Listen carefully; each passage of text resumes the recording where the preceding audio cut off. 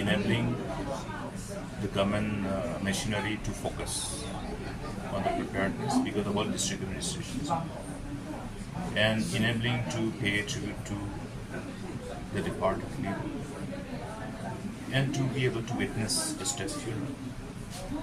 Now, it depends on whether you want to make it just symbolic or meaningful.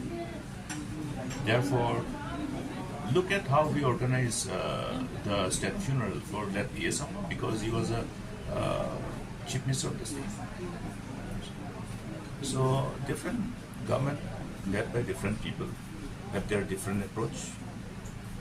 But we had shown the way earlier.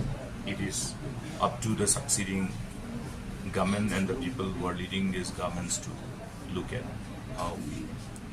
Now, what is your opinion on this? It's anyway. I think what I am expecting is that tomorrow's state funeral must be not just symbolic; it should be meaningful. Why it is required to be meaningful is because the the history and contribution of leaders is important for people, because that gives us an insight into how leaders of the past, in the preceding decades, what has guided them, what was those which inspired them,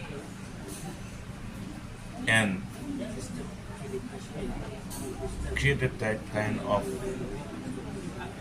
mindset amongst these leaders, wherein in spite of age, they continued to serve people.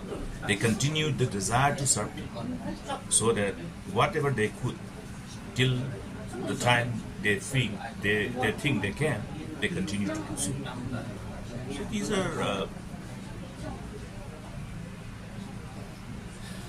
facts which need to be known by people, particularly the people belonging to new generations, the younger generations, and how we remain connected with the past, and how from past we leverage upon for better formatting of the way forward.